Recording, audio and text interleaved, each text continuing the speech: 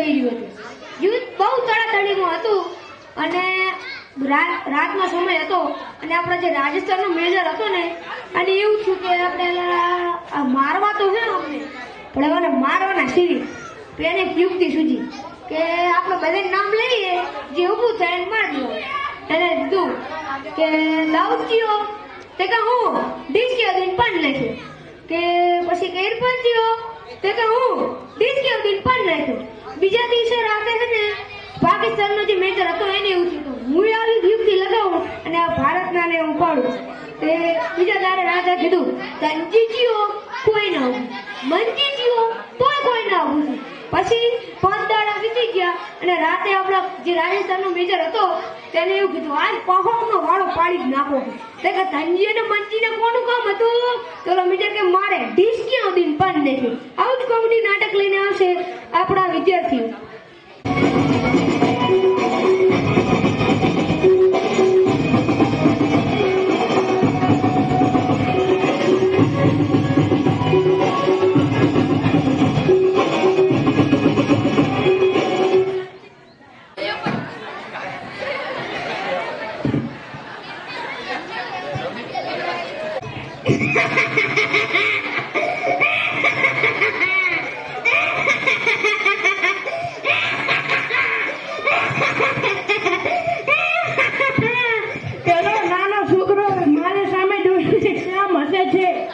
પકડી લાવો।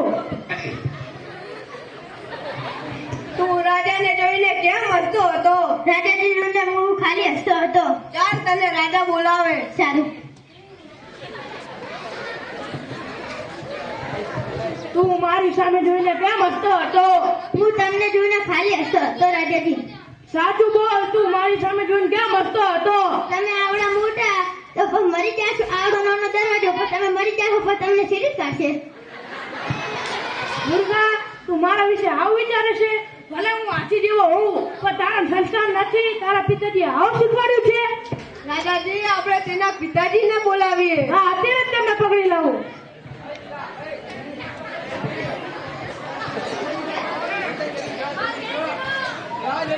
ચાલો તમને રાજા બોલાવે। પણ મેં શું ખોટો કર્યો છે એ તો તમને રાજ દરબારમાં જ ખબર પડશે। ચાલો।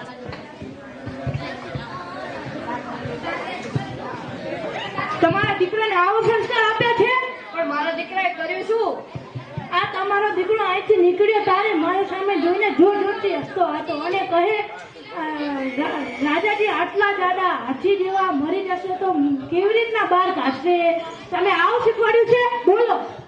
અલ્યા મૂર્ખા, મેં તને આવા સંસ્કાર આપ્યા છે જો રાજાજી મરી જાય તો તેમના કટકા કરીને બહેનની બહાર કાઢીશું। સૈનિકો, આ બંનેને કાળી કોઠીમાં પૂરી દો। આખું મને લાગે છે આખું કુટુંબ જ ગાંડું લાગે છે। રાજાજી આપણે તેના દાદાજીને બોલાવીએ। આવા સંસ્કાર તેના દાદાએ આપે લાગે છે। હા, અત્યારે તમને પકડી લાવો। ચાલો તમને રાજાજી બોલાવે। તમારા દીકરાએ રાજાજીનું અપમાન કર્યું છે। ચાલો આવો આવો। આ તમારો પૌત્ર અને આ તમારો પુત્ર। આ તમારો પૌત્ર અહીંથી નીકળ્યો તારે મારી સામે જોઈને જોર જોરથી હસતો હતો અને કહે આવડી મોટી હવેલી અને આવડો નાનો દરવાજો રાજા મરી જશે તો બહાર કેવી રીતના કાઢશે? આ તમારો આ પુત્ર કહે કે રાજાજી મરી જાય તો તેમના કટકા કટકા કરીને બહાર કાઢશો। આવું શીખવાડ્યું છે? બોલો। એ મૂર્ખો, મેં તમને આવા સંસ્કાર આપ્યા છે જો રાજાજી મરી જાય તો તેમને હવેલીમાં જ સળગાવી દેજો। સૈનિકો, આ ત્રણેયને કાળી કોઠીમાં પૂરી દો।